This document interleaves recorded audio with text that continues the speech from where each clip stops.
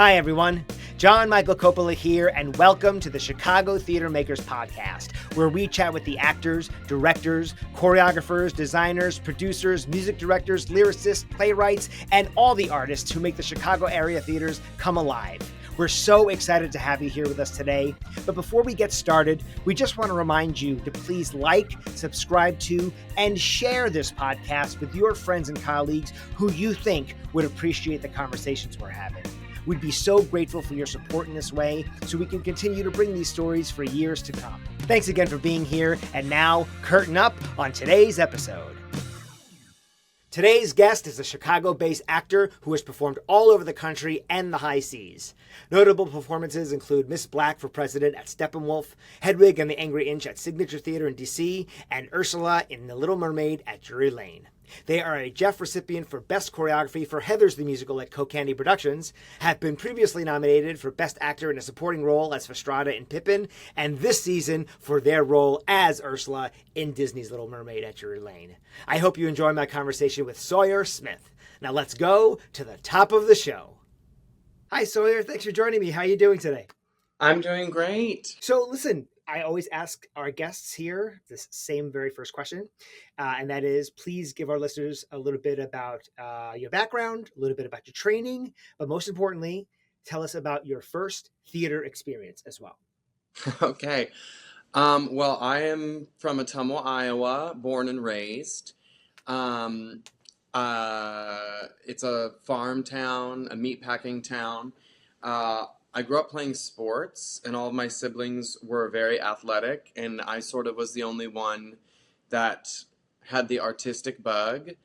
My first theatrical experience, I think it was we did like church Christmas pageants, and I was like the Star of Bethlehem because I was too much of a firecracker to let them, they knew not to give me lines because I wouldn't shut up, so I just sat on a ladder above baby Jesus. But then fifth grade, we did like a school play, but I don't know how much of a play it was, as much of it was just like historical information. It was like America, and so it was about like the founding fathers and the Statue of Liberty and everything Americana, and I wanted so badly to be Patrick Henry because he had a line that, well, it's what he said in real life, give me liberty or give me death, and I was like, that's so gaggy, I want that line. But because I was tall, I was forced to be Abraham Lincoln, and I had to learn the Gettysburg Address. So I remember, because I was like the tallest kid in class, so I had this, my grandma made me like a stovepipe hat out of felt and something, and I had a beard. And I was like the end of the play. I got the biggest part because like they're not making everybody memorize the Gettysburg Address. Right.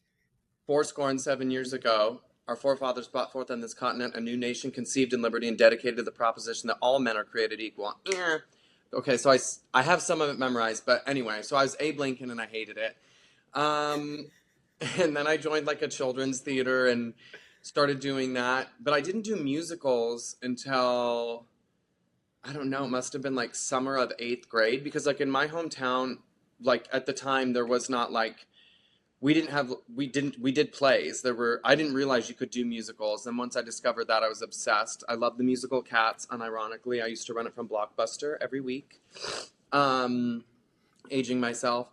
But yeah, so I remember Blockbuster as well. Yes. And so I did a lot of theater, and then my high school teacher, she got her master's degree from Roosevelt University. They did like a fast track summer program.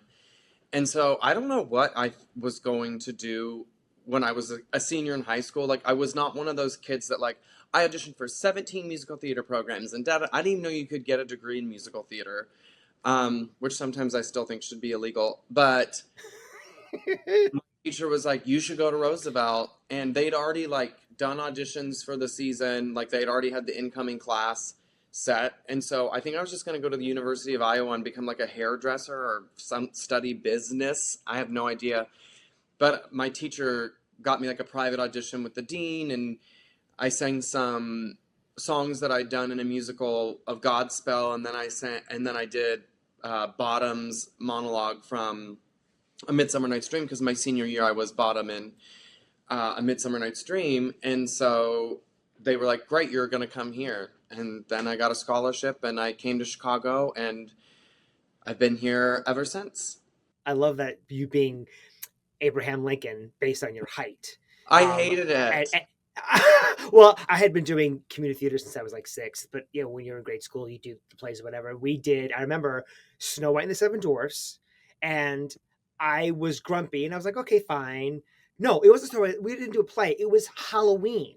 And they decided they were going to have the entire class dressed up as Snow White and the Seven Dwarfs. And I was grumpy. So we go in, and for some reason, they wanted us to look like the Disney dwarfs. So they glued cotton balls to our eyebrows. I'll never forget this. And then I was super in character the entire time because I was like, I have fucking cotton balls glued to my eyebrows and I fucking hate this. It Yeah. feels like shit and it hurts and it's going to hurt when they pull it off. Oh, yeah. And so call me a method actor, but I was grumpy the entire day. And so, yeah, I understand the not liking the specificity with the historical characters. Yeah, not getting the role you wanted. And then, my God, you guys had prosthetics and everything. Right. First grade prosthetics. Who knew that was a thing? So give us a little bit of your creative process. You know, we all have play different roles and it might be different paths into characters. For some people, it's when they get the costume on, it's sort of a full transformation. For some people, it's even earlier than that. So give our listeners a little bit of a Sawyer's process. Yeah, I like to, I think I like to approach a role from a few perspectives. The first one is like analytical, as if I was like reading a book in like a book club or in like AP English. I'm like not thinking of myself as the character, but like just trying to understand this person and this thing.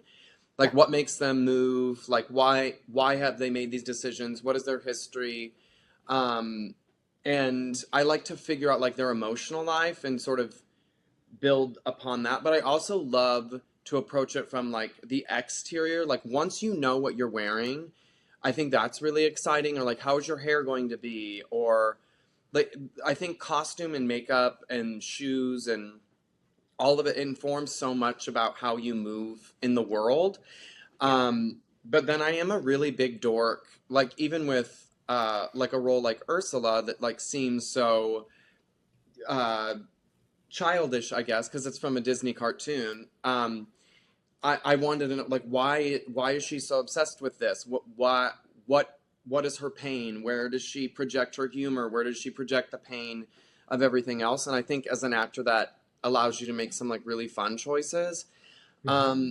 And then I love, you know, when you have a really good director, it's fun to like bounce an idea off of them, or you know, they might bring up something that you didn't think of, or discovering like with dramaturgy some sort of hidden gem of a character of a character that allows you to make it your own in a little more specific way. We're going to touch on Ursula a bit more coming up. I can't imagine what that journey was like, coming up with a whole backstory for a non-human character. That's new for me.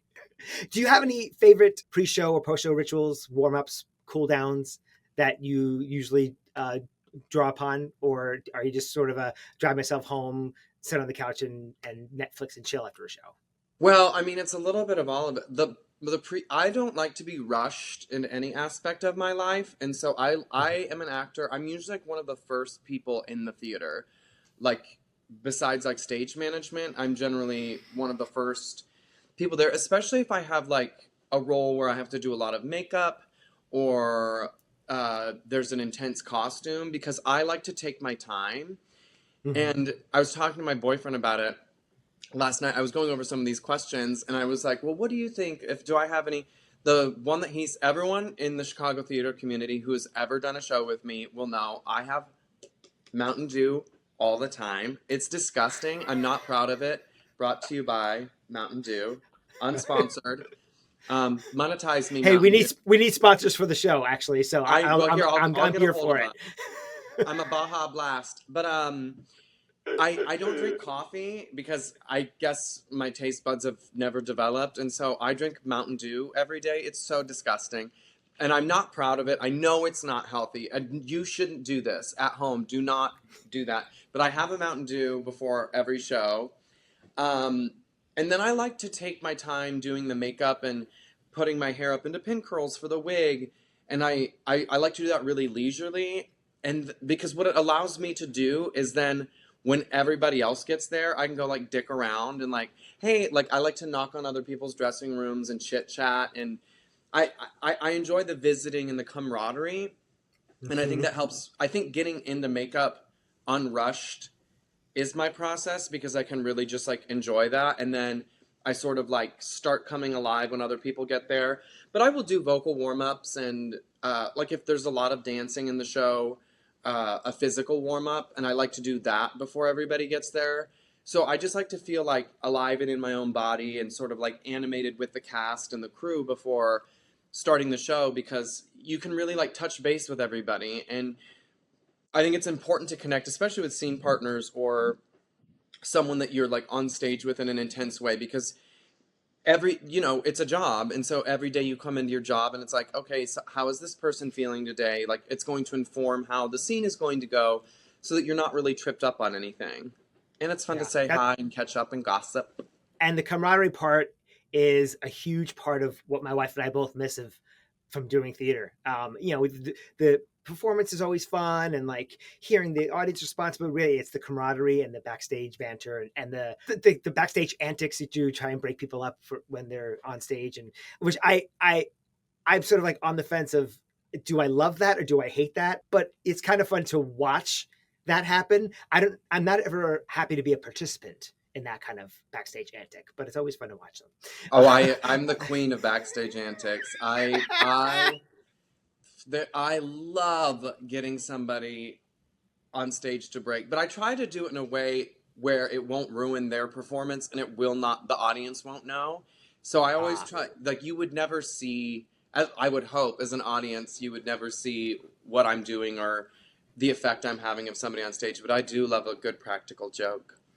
yeah, I think I may have given myself PTSD because I did that to an actor once in a show. I was doing the tour of She Loves Me, and there was the big restaurant scene, and they were doing the dance. Everybody had been leaving this rubber snake all over like backstage, and freak people out. Well, there was a little stool in the restaurant scene that I was not in. I was playing RPAD, so I was off stage. But I curled the snake up underneath the pile of trays that this guy had to go toss to people so they could start doing the dance. Well, I didn't know he was deathly afraid of snakes. And so he goes to No. grab the trays and he nearly fell backwards and injured himself with the trays that he then had to start tossing out. But then the entire time he's looking back at the tray, not knowing, I guess he wasn't clued into this was going on during the show. I don't know why he didn't sort of expect it. But when he came off stage and I'm hysterically laughing, he was not happy. And I felt awful that I had impacted his performance in a way that almost physically impacted him. So I think maybe that's why I'm sort of on the fence about it. Is I like to see it as a observer, but not as a participant anymore because I felt really badly that I had done that to somebody on stage. Oh, you mentioned about your pre-show, Richard, about putting the makeup on. I did watch your YouTube video of prepping for doing Ursula every night. So while I understand you take your time to do that, approximately how long was that whole transformation every night? Um, I think I could get it done in like 15 minutes if I wanted to like do it fast. Oh, I'm okay. pretty I'm pretty handy with I've always been good at makeup. I think the hardest or the most intense makeup I've ever had to do for a show would be for Cats. Like I played the Rum Tum Tugger in Cats at the Paramount in 2014, and that because that's just so much.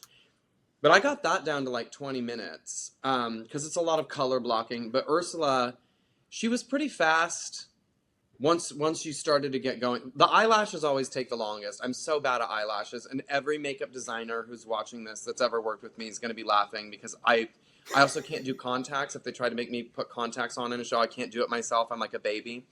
Um, yeah, I think Ursula, on average, it would take about 20 minutes. Wait a minute. You've done shows where you've had to wear contacts as part of your costume? There was one show where they attempted for a role to put contacts in my eyes for uh, a number. We Okay. shall not say who, what, why, or when, but Th- that's okay. it didn't work. I thought they were gonna have to take me to like an emergency room. I was so panicked. I can't do that. I have 20/20 vision. Like, sorry. So like I Yeah, don't do like I don't know how to do that. And somebody else's finger coming at my eye is just it's such an alarming thing. I And can imagine. they tried so hard to I felt I felt like I was like one of those cats that you're trying to like get to take medicine. There were like three stagehands and the director standing around me trying to calm me down, and finally the director she was just like, you know what, we don't have to let's just move on. We don't need the contacts. And I was like, thank God. Well, that experience actually leads sort of into my next question, which is what are some theater experiences here in town that have stayed with you? Either shows you've been a part of or as an audience member. Not that things like that they traumatized you necessarily, but just things that really you carried with you day to day afterwards in a positive way. Let's Yeah, put it yeah. that way. Well, I mean, I feel there's a handful of shows, you know, that you've gotten to do that are really like special. Every actor has that because you're lucky every time you get to be on stage and do a show, but then there are those magic shows where like you just become a family or you meet the love of your life or you know something like that. um I think Rent is a very special show to me. That was one of my first big lead roles like in the Chicago scene. In 2014 I got to play Angel, opposite Evan Tyrone Martin as Collins, and that whole Oh wow. crew, that whole cast, we all became so close, and we are all still dear friends to this day. But that show really put me on the map. And then Miss Blakk for President was my first show at the Steppenwolf, and it was just such a that show was such an interesting process because Tina Landau and Terrell Alvin McCraney, who co-wrote the show, and then she directed it and starred in it. Um, it it wasn't just like they're rewriting a play. It was a whole experience, and so we got to bring so much of ourselves and our ideas uh, and our skills to the stage in a way that was like, you know, we would come in and it would be like, we have no clue what this scene is going to be. And then based on sort of like what we were capable of actors or what we had brought with our ideas about queerness and sexuality to the show. That was a really fun process. And, you know, we did a lot of viewpoints, which in college I hated viewpoints. I just think it depends on who you're taught that technique by. But like, I love doing viewpoints with Tina Landau. It is. There was one day we would do it before every rehearsal, and there was one day that I don't know what was happening, but we were like sort of rushed, and we didn't do viewpoints. And halfway through like the rehearsal, Tina was like, "Is everybody okay?" And we were all like, "Could we just stop and do like a 15-minute excerpt?" Like we were so disconnected. That sounds so woo woo, but it was. I really enjoyed that process.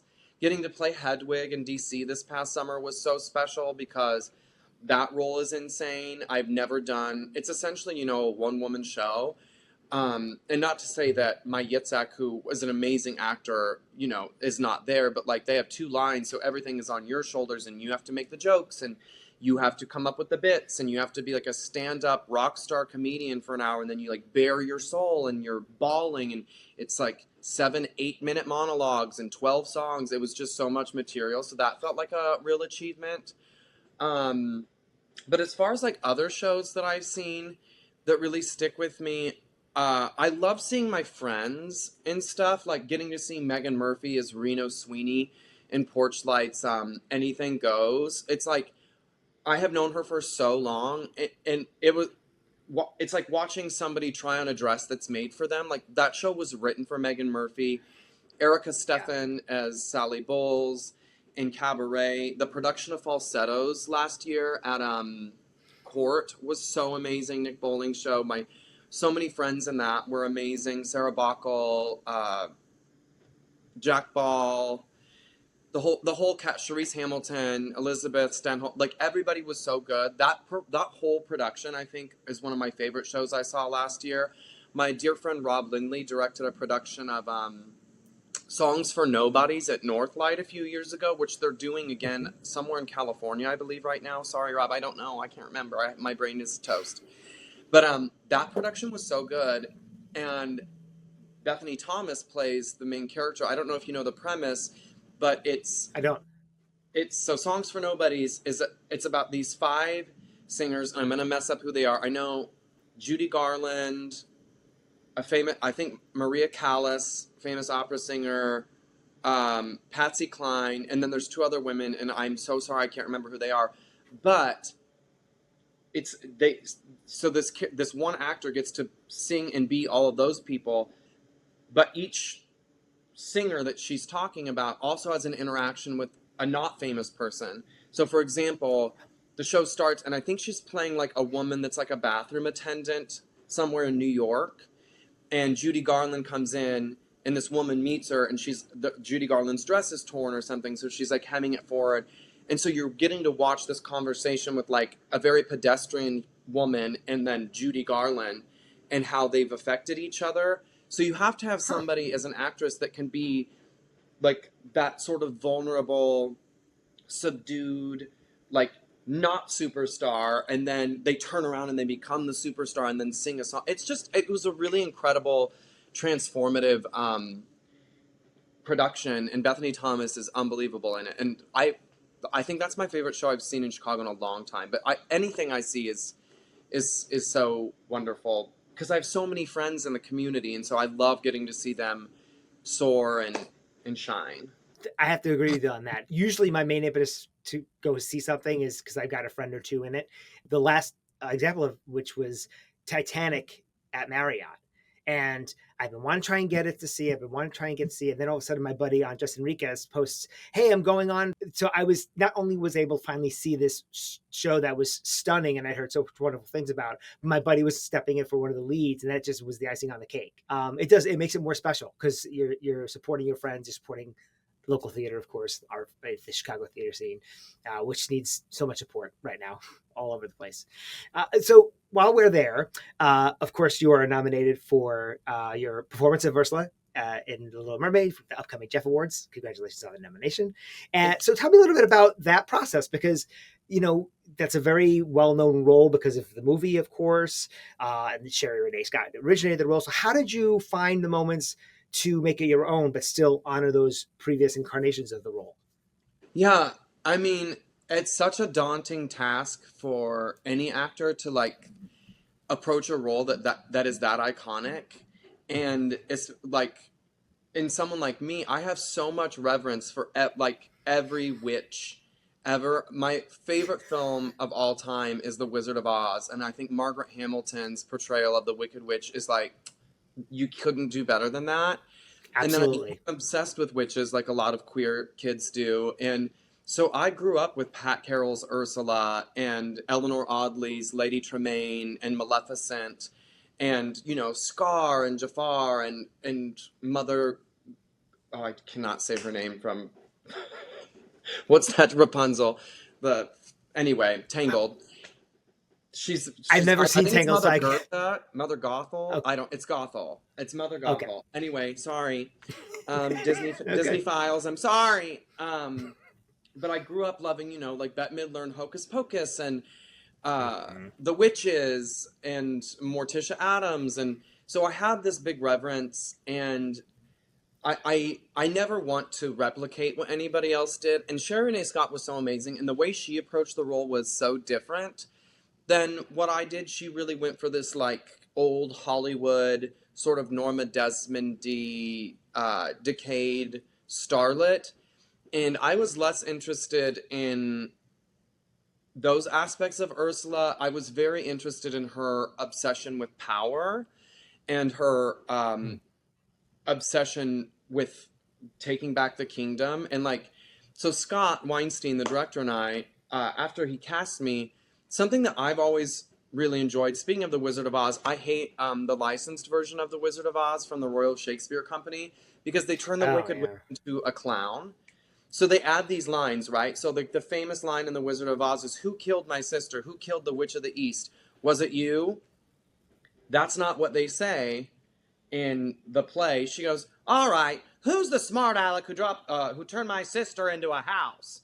And then like, no, not the house, under the house. And she's like, what? Like, it's just, I think it's so dumb. And I don't think kids need things to be dumbed down for them, because I don't think there's a safer place for a child to be scared than in a theater with their parents, surrounded by people they love. And so Scott and I really wanted Ursula to be scary. I was like, obviously not the whole show, but I wanted the audience to believe that Ursula is really capable of killing Ariel or destroying Triton and taking over the kingdom. Like, you know, you want her to have this sort of, especially like with what's going on in America right now, you want people to believe that she really could do these terrible things. And so I kept on looking at the role, and like, I was like, because Ursula seems so funny, but she's only funny, the way I wanted to play her is the only time she's intentionally being funny, like trying to be like coy or whatever, was when she's seducing Ariel. And then there were other moments that I had that were funny, like she gets frustrated with Flotsam and Jetsam and like has these moments, but I wanted that funny to be like, the audience is laughing because she's so angry.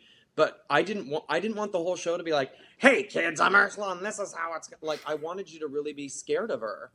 And so we worked really hard on that, and then of course the comedy comes naturally. Like, you know, she does have some really funny lines, and so just trying not to force any of that and just to allow it to be real. And then at the end, we really wanted it to be scary. And of course, like, here's a great example of process.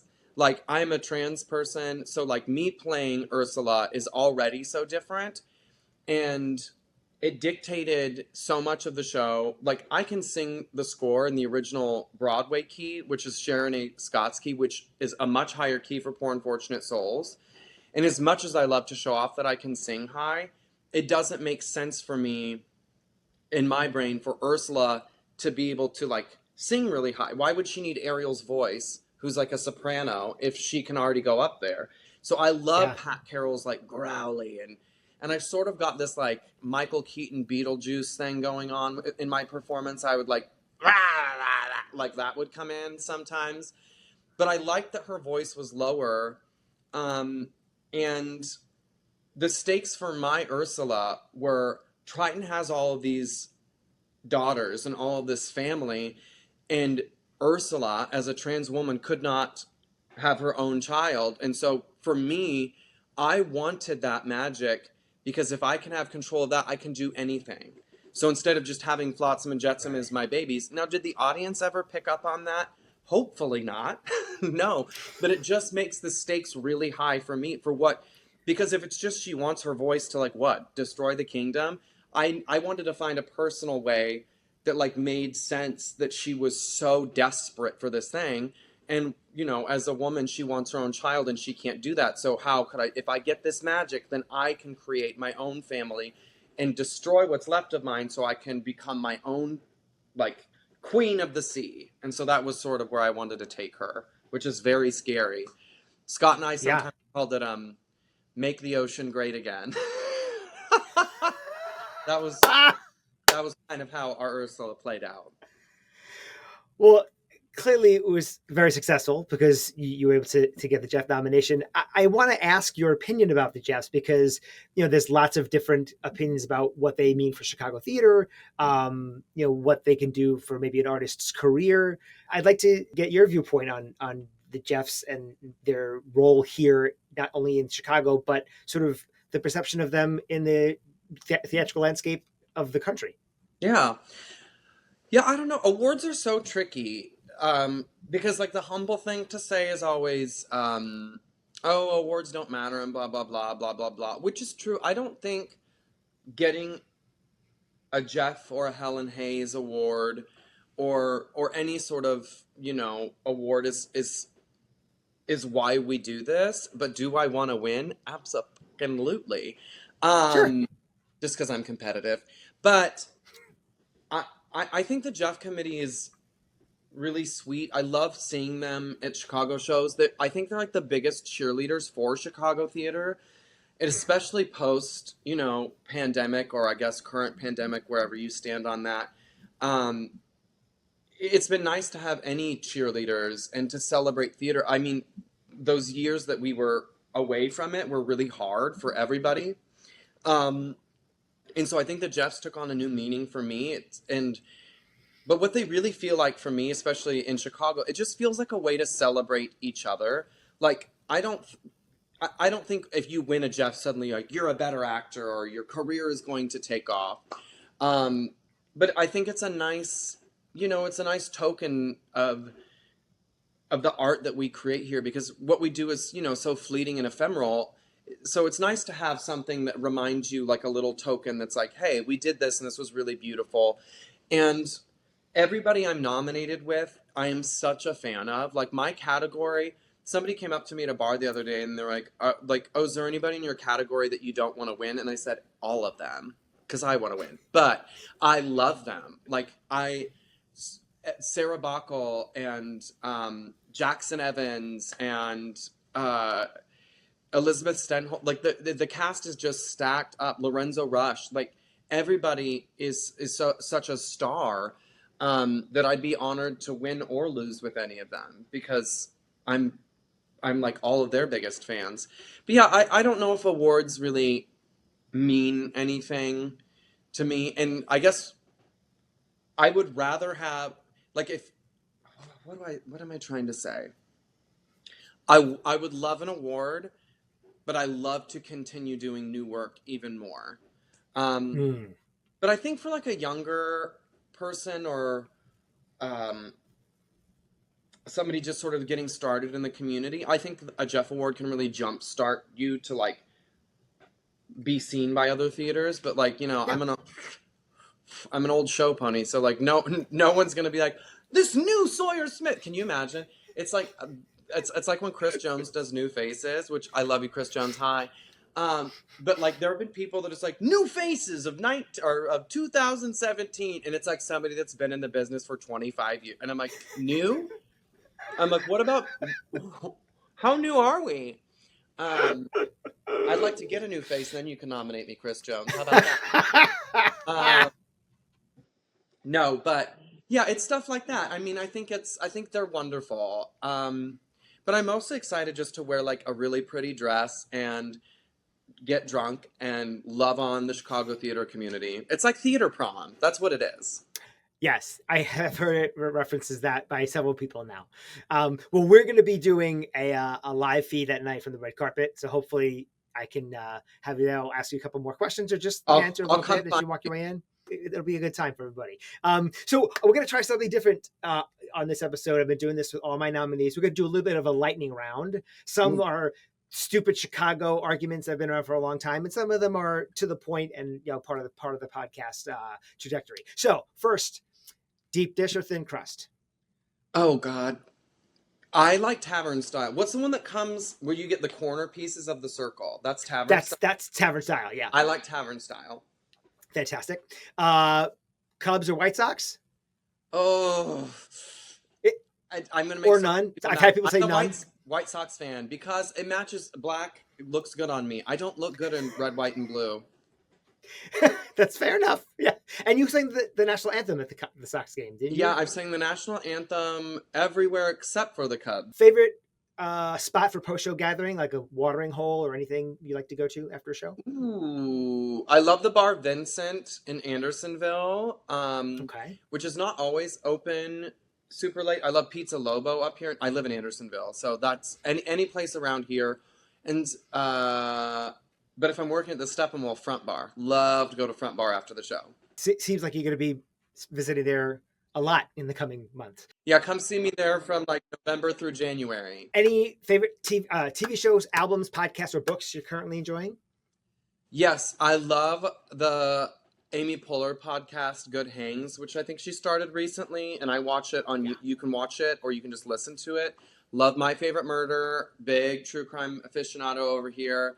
We just started watching this show called Hunting Wives on Netflix, and it is so scandalous. And I'm a big fan of The Gilded Age, and have been since season 1 when other people weren't. So those are my guilty pleasures, I guess. Fantastic. Hunting Wives? I haven't heard of that one. It's so crazy. Okay, so it sounds like it's going to be like the Real Housewives of something, and it kind of is. But it's like a soap opera and a scandal and true crime all wrapped into one. But if you are under the age of 18, I do not recommend you watch it. And is it scripted or is it like It's reality Brittany's, TV? yeah, it's Brittany Snow. She's like the lead. The Okay. premise is that she's a Bostonian that moves to this place in Texas, and all of these women sort of like take her in, and then she's being exposed to their secrets and their affairs, and there's a murder and there's a kidnapping and da da da, and it's whoa, it's crazy. I'll be on the lookout for it. So we spoke about the Jeffs. Give me your preference of Tonys, Oscars, Emmys, or Grammys.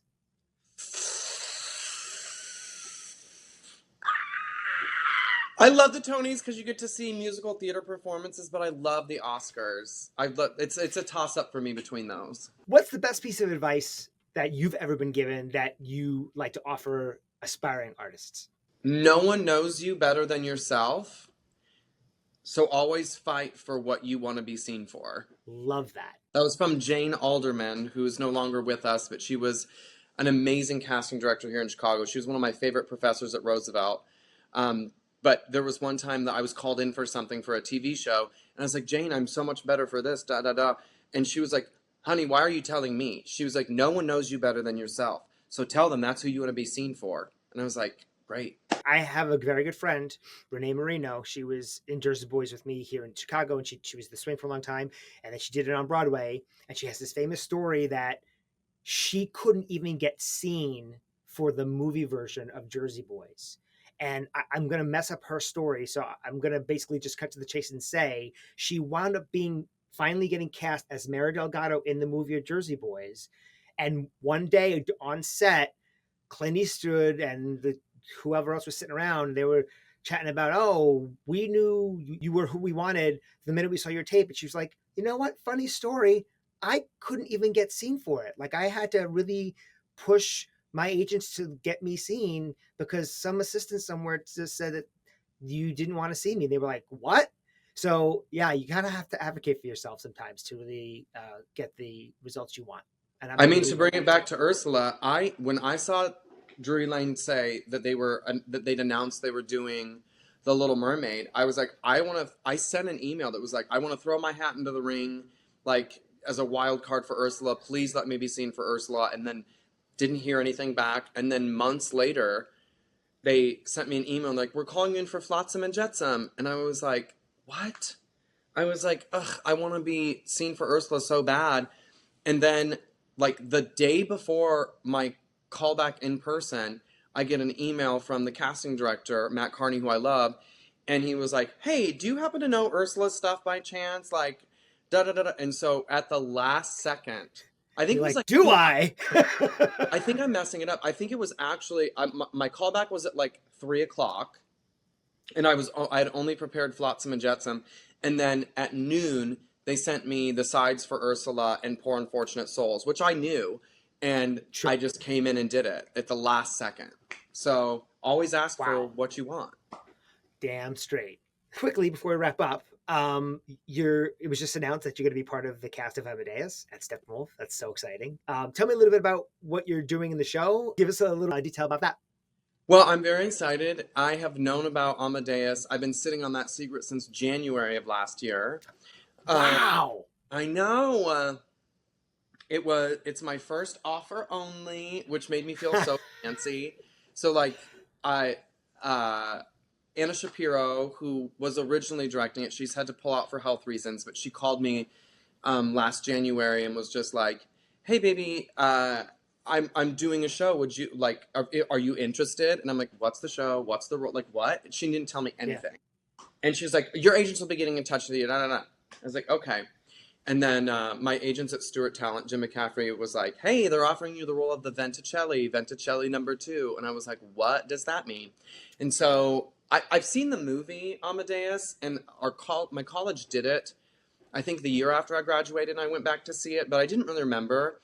But the Venticelli, it's going to be me and Aura Jones, who I love, because the first time I worked at the Steppenwolf, she was doing a show downstairs, And so she and I and both of our casts would hang out all the time. And I cannot wait to play opposite Miss Aura Jones. But we are the narrators and sort of the Greek chorus. There's two of us. And the roles are usually played by like cis men. So it's interesting that they've cast me and Aura. But we come in and we're like the gossips of the court, because Venticelli means like little wind, like we're gossips. And I think at the beginning we're like funny and sort of foppish and make like, we set the scene and do exposition to get the audience on board. But as Salieri's mind starts to decay more, we become more of these like paranoid demons in his head, which is going to be fun to play. And so I'm just really excited to get back to the Steppenwolf. And I know the costumes are going to be so amazing. I've been told the costume design is Vivian Westwood meets Salieri's Decay. And I'm like, what a sentence. Yeah. Yeah. I can't wait to see it. I've actually never seen the play or the movie. Of course, I know what the context of it is. So I'll be excited to come see it. Tell our listeners where they can find you online. And let me know if there's anything we did not touch on that you would like to include before we wrap up. You can find me on Instagram and TikTok at the Sawyer Smith. And that's where the Sawyer Smith is where I am for all of that. And you can follow along for the unhinged, crazy content I post on social media. And I don't think there's anything that I wanted to say that I missed out on saying. Well, I really appreciate your time once again. It was really great meeting you. We'll see each other live and in person at the Jeffs on the 29th. Yay. And until then, take care of yourself. Thank you so much for having me. This was a blast. Mwah. Thanks for joining us at the Chicago Theater Makers Podcast. Please don't forget to like, share, and subscribe wherever you get your podcasts. The Chicago Theater Makers Podcast is a production of Spirit Art LLC, and our podcast theme music is by Paul Langford. If you or someone you know would like to be a guest on the podcast, please drop us a note at our website, ChiTheaterMakersPodcast.com. That's ChiTheater, makers with an S, podcast.com. We hope you enjoyed spending time with us as much as we enjoyed spending it with you, and we'll see you on the board soon.